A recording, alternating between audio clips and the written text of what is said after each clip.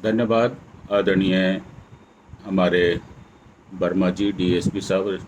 मेरे ख्याल से डीएसपी साहब रिटायर्ड हो गए हैं ना।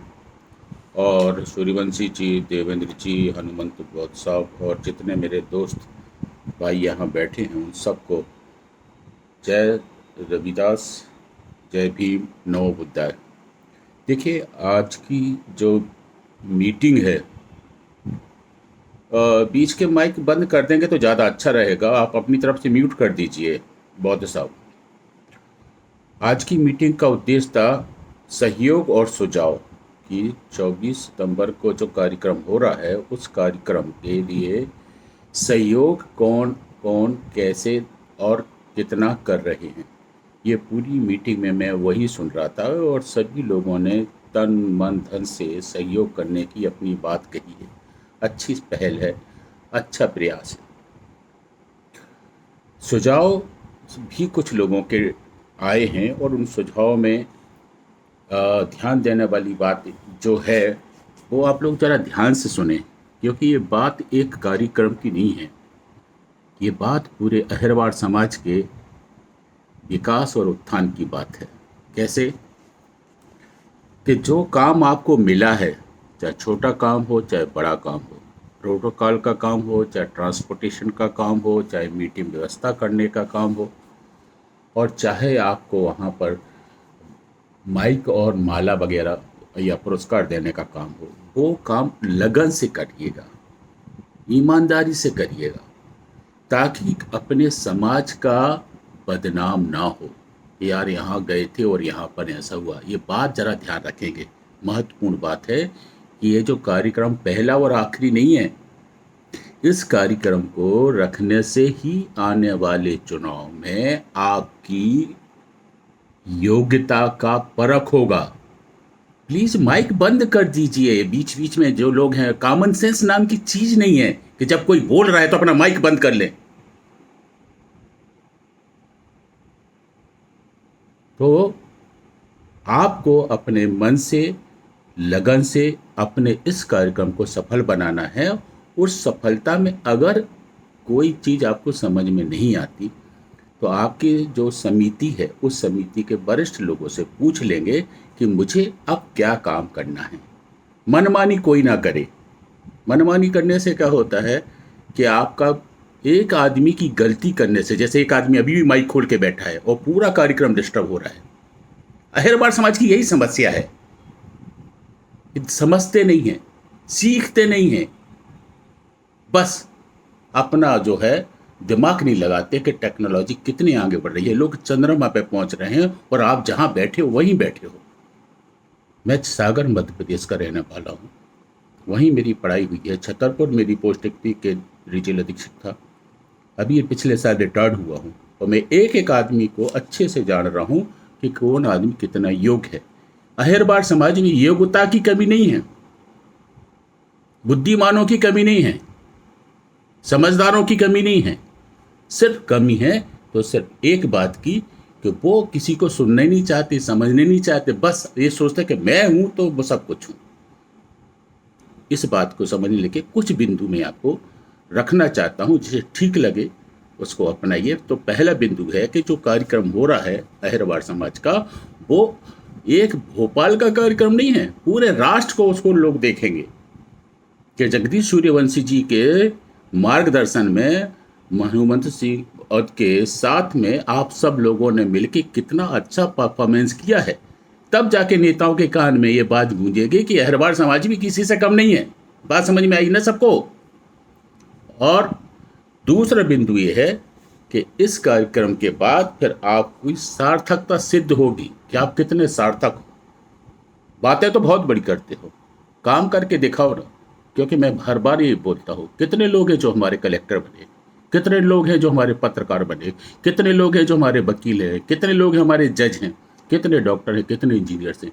अब मान लो 5% हैं भी, तो क्या वो समाज को काम कर रहे हैं? मुझे भी देख रहे हैं ना, यहाँ पर एक भी डॉक्टर, इंजीनियर या कोई वकील नहीं बैठा हुआ है, ना कोई जज बैठा हुआ। रिटायर्ड आदमी अपने घर में बैठ के जो है ना, बस अपनी ज़िंदगी जी रहे हैं, किसी को समाज से कुछ लेना देना नहीं है। इसलिए अहिरवाड़ समाज को जगाने का काम सूर्यवंशी जी कर रहे हैं। आप लोग भी कर रहे हैं, तन मंथन से कर रहे हैं। अच्छा कैसे हो, बात इस बात की चली थी, सुझाव दो। सहयोग की बात आपने कह दी, लेकिन सुझाव आप ध्यान से सुने। तो तीसरा समझ ये है कि अगर आपके कार्यक्रम करते समय कहीं पर कोई कमी हो जाती है, विपत्ति हो जाती है, या किसी प्रकार से लगता है कि हमारे पास आदमी तो हो गए 5,000 या 500 आदमी हो गए, फिर माइक खोल लिया किसी ने। ये जो बच्चे हैं उनके पिताजी को थोड़ा समझ में आना चाहिए कि बच्चों को उसे मीटिंग से दूर रखें। महत्वपूर्ण मीटिंग है, कोई खिलौना का नहीं हो रहा है भाई, मजाक नहीं हो रहा है। तो अगर कहीं पर कोई कमी है, मान लो कि जनमानस बैठे हैं 400 आदमी और वहाँ पानी की समस्या हो जा रही है, तो पानी के लिए एक बैठक में जितना भी लोग है वो व्यवस्था करेगा कि पानी सबको मिलना चाहिए। अभी चाय की बात नहीं कर रहा हूँ, मैनेजमेंट क्या व्यवस्था करता है खान पान की वो आप जानो। अगर किसी को लगता है कि चलते चलते पंडाल में या मीटिंग में कहीं पर मान लो बारिश आ गई या कहीं प्रकार से बिजली का करंट चार्ज हो गया या प्रॉब्लम आ गई, तो उसको कैसे निपटेंगे। तो ये विपत्ति कभी भी किसी भी सम्मेलन में आ सकती है। उस विपत्ति से निपटने के लिए आपके पास क्या व्यवस्था है उसको भी थोड़ा ध्यान रखेंगे। एक और बात आ जाती है, मंच पे बैठने की होड़ न लगाएं। होता ये है कि जो लोग कार्यक्रम में जाते हैं तो उनको ये थोड़ा अहंकार होता, अरे मैं 200 आदमी लेके आऊँ तो मंच पे मैं क्यों नहीं बैठूंगा, माला मुझे क्यों नहीं मिलेगी। अरे भाई आपको बुलाया गया है ना, आप सहयोगी हो। अगर वहाँ पर मैनेजमेंट कार्यकारिणी ये तय करती है कि आपको वहाँ पर मंच पे बैठना है, तो बैठने के भी मैंने इनको बताया था हनुमंत जी को कि 2 सत्र रखो, कि पहले सत्र में कुछ लोग रख लो जो वहाँ पर बैठेंगे, दूसरे सत्र में वो लोग नीचे आके बैठेंगे, और पहले जो लोग नहीं बैठ पाए थे वो दूसरे सत्र में आकर बैठ जाएंगे और अपनी बात को कहेंगे। बात सारगर्भित हो, सार्थक बात हो, बातों को रिपीट ना किया जाए। ये सुझाव है आपके अहरबार समाज का। हमारी समाज में ना लोगों को अच्छे वक्ता हैं ना अच्छे श्रोता हैं। अगर कुछ है तो बस उनको ऐसे लगता है कि हाँ जो है सो है, हमने बोला बहुत अच्छा बोला, हमने कहा बहुत। अरे कहने के लिए एक दिन है, करने के लिए 365 दिन है। करके दिखाओ ना यार दोस्त। ये सम्मेलन ऐसे ही नहीं हो रहा है कि आपकी फॉर्मेलिटी के लिए हो रहा है। ऐसे कम सम्मेलन हुए हैं और आगे भी होंगे। ये सम्मेलन हो रहा है आपके भारत की राजनीति को बदलने के लिए। कितने आप लोगों के बीच में ऐसे लोग हैं जो एमएलए की योग्यता रखते हैं, सफल एमएलए बन जाते हो तो बिकने वाले एमएलए तो नहीं बनोगे। वो थोड़ा देख लेना कि अहिरबार समाज ने तो वोट दिया और आप जाके बैठ गए किसी के घर में। उसको भी, ईमान को भी देखो, वो भी बहुत जरूरी है। एक और बात आती है और वो आती है धैर्य। आप जब बैठक में वहाँ हो, सम्मेलन में हो, मान लो आपको बोलने का मौका नहीं दिया जा रहा है, तो आप कभी क्या कहते हैं उसको, गुस्सा मत करना कि यार मुझे मौका नहीं दिया, मैं बहुत बोलना चाहता। एक पर्ची लिख के दे दो कि साहब मुझे इस विषय में 2 बात कहनी है, संचालक महोदय को पर्ची दे दो। कुछ लोग क्या है कि पहुंच जाते हैं, माइक पकड़ लेते हैं। कुछ लोग होते हैं वहाँ पर जो दर्शक दीर्घ है वहाँ बैठ के हाथ खड़े देते, और कुछ लोग खड़े हो जाते हैं, अरे साहब हमें काहे नहीं बोलने देते। अरे बदतमीजी की भी हद होती है यार। अहिरबार समाज का सम्मेलन हो रहा है, एक आदमी गलती करता है पूरे समाज का बदनामी होता है, तो उसको भी आप देखेंगे। और फिर तीसरी बात हो जाती है कि भोजन का। कुछ लोगों को लगता है कि अब भाई देखो 500 लोगों का भोजन है, पहले मैं जाऊं। मैं जो बोल रहा हूं वो मैं हजारों मीटिंग देखा हूं। पिछले 40 साल से मैं नौकरी किया हूं और भोपाल में 12 साल रहा हूं। अपेक्स बैंक में मेरी पोस्टिंग थी। अहिरबार संघ का मैं संयोजक था। एक एक आदमी की योग्यता को भी जानता हूं और उनकी हरकतों को भी जानता हूं। तो उस कंडीशन में मैं आपको बताना चाहता हूं कि मध्य प्रदेश, उत्तर प्रदेश, राजस्थान और बहुत सारा एरिया जो है महाराष्ट्र का अहिरबार समाजों से बना है। अगर अहिरबार समाज एक हो जाए, संगठित हो जाए, तो भारत की राजनीति को बदल सकता है। मध्य प्रदेश की राजनीति क्या चीज़ है, पर ये होते कहाँ हैं। दूसरे को सुनना नहीं चाहते, समझने नहीं चाहते। एक और बात आ जाती है, सम्मेलन को लेकर मैं बात कर रहा हूँ अदर उधर, कि अपनी जो भाषा है, अपना जो वक्तव्य है, जिसको आप अपना भाषण बोलते हो, उसको चाहो तो अगर भूल जाते तो लिख के ले जाओ कि मुझे इन बिंदुओं पे अपनी बात रखनी है। अनर्गल बात वहां मत करो, चार सामने बात कुछ मत बोलो कि कुछ भी आपके मन में आया और आपने बोल दिया, नहीं। तथ्यगत बात रखो, बिंदुवार बात रखो, अहरवार समाज की बात रखो, और पढ़े लिखे होने का आप वहां पर अपना परिचय दो कि आप कितने पढ़े लिखे हो। सबके पास जितना लोग बैठे यहाँ पर, एक दो दर्जन लोग, सब पढ़े लिखे लोग हैं, पर इंग्लिश में एक शब्द होता है, उसको बोलते हैं मैनर्स। तो हमारे लोगों में, हमारे समाज के भाइयों में बहुत ज़रूरत है शिष्टाचार को समझने की, सीखने की और उस पर चलने की।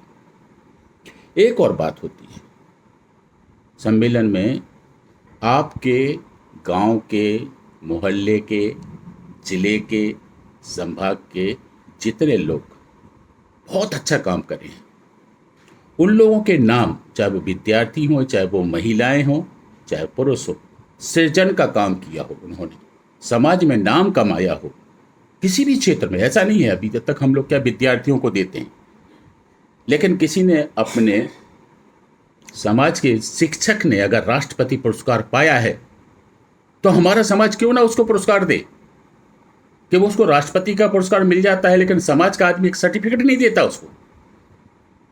उसको भी आपको ध्यान में रखना पड़ेगा कि हमारे समाज के आदमी को भी हमें सम्मानित करने की जरूरत है। कोई आदमी पीएससी में सिलेक्ट होता है, यूपीएससी में सिलेक्ट होता है, या राजनीति में कोई बड़ा पद पाता है और पद पाने के बाद समाज के लिए समर्पित होता है, तो उस आदमी के लिए भी आपको सम्मेलन में सम्मान करने की सख्त जरूरत है। सम्मान कैसा भी हो सकता है, चाहे प्रतीक चिन्ह दो, चाहे प्रमाण पत्र दो। अहरवार समाज का जो एक बड़ा महत्वपूर्ण उद्देश्य है, वो सिर्फ सम्मेलन नहीं है, चिंतन करना है। सम्मेलन होता इसलिए है कि हमारे लोग अब 75 सालों में जितने चल के आए हैं, क्या वो पर्याप्त हैं? तो मेरा अध्ययन ये कहता है कि आज अहरवार समाज के लोग मुश्किल से 10 से लेकर 15% लोग ही पूरे हिंदुस्तान में नौकरी में आने के बाद अपने घरों के साज सज्जा को बना लिए हैं, कार खरीद ली है, एयर कंडीशन खरीद लिया है, लेकिन दिमाग से आज भी वो मंदिरों में जाते हैं, क्योंकि उनके भगवान तो वही है। तुम्हारे बाप भी तो मंदिरों में जा रहे थे, क्या मिला? कुछ नहीं मिला ना, बाबा जी का घंटा। अब आपको जाने की जरूरत है, भारत के संविधान के शरण में जाने की जरूरत है, अंबेडकर साहब के संविधान में जाने की जरूरत है, गौतम बुद्ध के शरण में जाने की जरूरत है, जहां तुम्हारी बचत होगी, इज्जत होगी, और वहीं जाके तुम्हारा भविष्य सुनिश्चित होगा। संघ के साथ साथ, समाज के साथ साथ एक और चीजें होती हैं, कुछ लोगों में व्यक्तिगत बहुत कमियां होती हैं। अहरवार समाज को अगर आप अध्ययन करोगे ना, अगर कोई बौद्ध साहब आपका बच्चा पीएचडी कर रहा है, तो अहरवार समाज में नशा प्रवृत्ति क्यों, इस विषय पे पीएचडी कराइए। क्यों करते हैं लोग नशा? अरे ज्ञान का नशा होना चाहिए, योग्यता का नशा होना चाहिए। नहीं सर, उनको तो अभी देखिए ना, आपके संगठन में कम से 1000 से ज़्यादा लोग हैं, इन्होंने सूचना भी 4-4 जगह भेजी है, लेकिन 40 आदमी भी इकट्ठे नहीं होते। क्यों नहीं होते? क्योंकि उनका जो टाइम है ना, प्राइम टाइम, वो दारू पीने का है। ये अहरवार समाज की एक बड़ी समस्या है। कुरीतियाँ बहुत हैं अहरवार समाज में, एक नहीं है। बच्चा हुआ तो सबको खाना खिलाओ, शादी हुई तो चूल से निरंतर करो, मर गया तो भी खाने खिलाओ। अरे भैया, जितनी चादर है उतने पैर पसारो ना यार, आपका ही होगा। लोग कर्ज ले लेके, है ना, ये सब फालतू के काम करते रहते हैं, इसको भी रोकने की जरूरत है। अब बात आ जाती है हमारी बेसिक नीड्स की, हमारे अहरवार समाज की मुख्य कमियां क्या हैं। तो पहली जो कमी है कि हम अहरवार समाज के लोग कई भागों में बटे हैं। कोई जाटव लिखता है, कोई सतनामी लिखता है, कोई महाल लिखता है, कोई सूर्यवंशी लिखता है, कोई नागवंशी लिखता है, कोई चंद्रवंशी लिखता है। अच्छा लिखे हो, चलो कोई प्रॉब्लम नहीं। कोई रविदास के लिखता है। अरे भैया बेटी व्यवहार का संबंध तो रखो। रविदास के बच्चे तो तुम भी हो ना यार, वहां तो एक हो जाओ। तो ये जो सम्मेलन है, इस सम्मेलन की कुछ बातें जो है मैं आपके सामने रखा, और उन बातों पे अगर आप चलेंगे तो इस समाज की तरक्की होगी। और जिस व्यक्ति को मेरे वक्तव्य से या मेरे विचारों से कोई डिस्कशन करना है तो मेरा नंबर पर्सनली लिख ले। राजेंद्र गायकवाड़, केंद्रीय जेल अधीक्षक, रिटायर्ड हूँ मैं। मध्य प्रदेश में खंडवा में और छतरपुर में रहा हूँ। अभी अंबिकापुर से रिटायर्ड हुआ। मेरा फ़ोन नंबर है 94 252 56 196। अभी हम 40 लोग बैठे हैं ना, मुझे लगता है 10 लोगों के पास भी डायरी और पेन नहीं होगा। और ये कड़वी सच्चाई है। कोई सो रहा है तो कोई ऊँग रहा है, कोई सट। अरे यार, नेशनल लेवल की मीटिंग में बैठे हो, कुछ मर्यादा से तो बैठो। कौन सिखाएगा तुमको? तो मेरी बातों को थोड़ा ज्ञान से, समझ से देखो। अहिरवार समाज राजाओं का समाज है। अहिरवार समाज चवर वंश का समाज है। अम्बेडकर साहब ने इतना बड़ा आपको अधिकार दिया है कि आप किसी राजा से कम नहीं हो। तो कपड़े अच्छे पहनो, अपना प्रोटोकॉल अच्छा करो, व्यवहार अच्छा करो, आदतें सुधारो, ताकि संत रविदास जी का नाम ऊंचा हो और हमारे समाज का नाम ऊंचा हो। इतनी बात कह के मैं अपनी बात को विराम देता हूँ। और मेरी बातों से सचमुच में किसी को बुरा लगा होगा तो मुझसे पर्सनली बात कर ले। उसको बुरा लगा तो लगा क्यों। धन्यवाद हनुमंत जी। जय भीम, नमो बुद्धाय, जय रविदास।